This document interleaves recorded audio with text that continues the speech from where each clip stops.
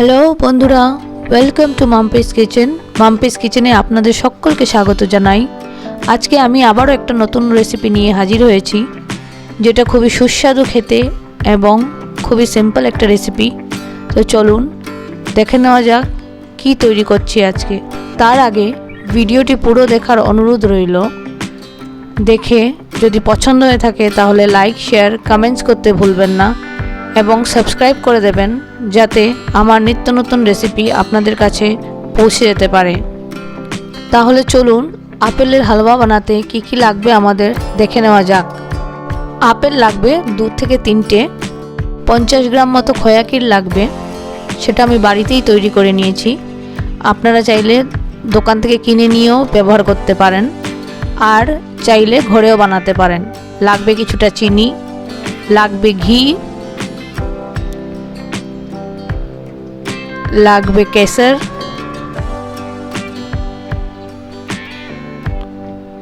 আর লাগছে কুচনো কাজু, কিছুটা আলমন্ড, কিছুটা পেস্তা।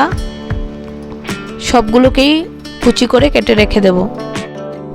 প্রথমে আমি আপেলকে ধুয়ে ভালো করে টুকরো টুকরো করে কেটে নেব। 4 টুকরো করে কাটবো।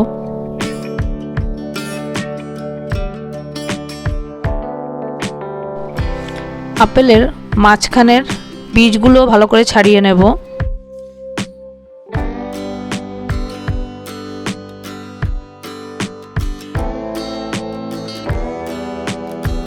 সবকটা আপেল এভাবে কেটে নেব। দেখুন কাটা হয়ে গেছে। এবার প্লেটে উঠিয়ে নেব।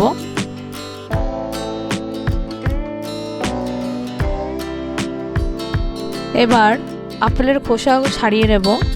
আপনারা চাইলে খোসা রাখতে পারেন, যদি মনে করেন খোসা দিয়ে বানাবেন, তাহলে কিছুটা রাখবেন, পুরোটা রাখবেন না। পুরোটা রাখলে খেতে ভালো লাগবে না।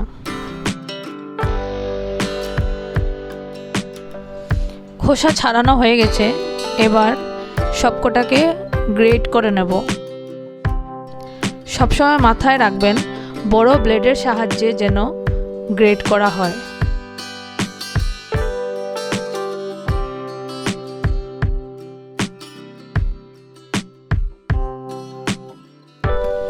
তারপর প্যানে নিয়ে নিচ্ছি 1 টেবিল স্পুন ঘি।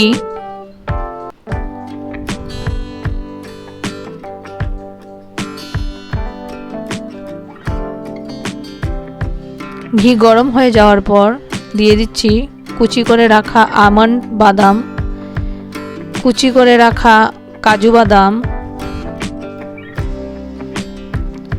কিছুটা পেস্তা কুচি করে রেখেছিলাম সেগুলোও দিয়ে দিলাম। এবার হালকা ফ্রাই করে নেব, তাহলে গন্ধটা ভীষণ ভালো আসবে।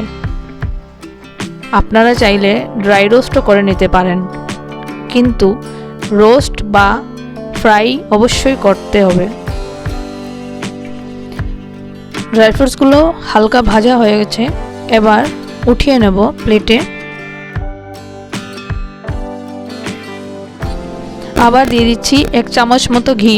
ঘি অল্প গরম হয়ে যাওয়ার পর দিয়ে দেব গ্রেট করা আপেলগুলো। আপেলগুলোকে দিয়ে ভালো করে নাড়াচাড়া করতে থাকবো 4 থেকে 5 মিনিট। দেখুন আপেল থেকে অনেকটাই জল বেরোচ্ছে। এবার এই জলটাকে ভালো করে শুকোতে দিতে হবে, তার জন্য ভালো করে নাড়াচাড়া করতে হবে। শুকিয়ে আসার পর দিয়ে দেব কিছুটা খোয়া ক্ষীর।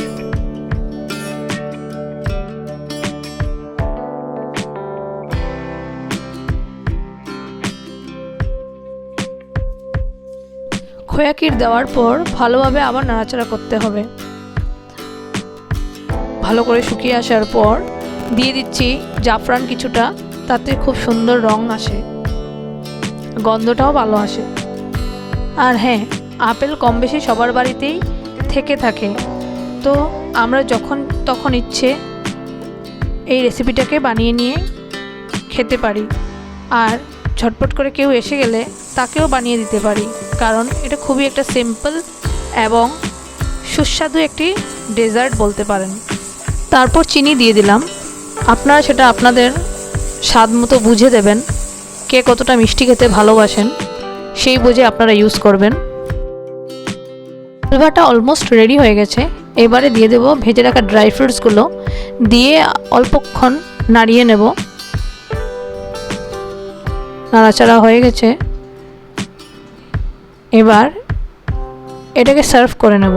দেখুন আমাদের তৈরি হয়ে গেছে ডেলিশিয়াস এবং টেস্টি রেসিপি আপেলের ইয়াম্মি হালুয়া।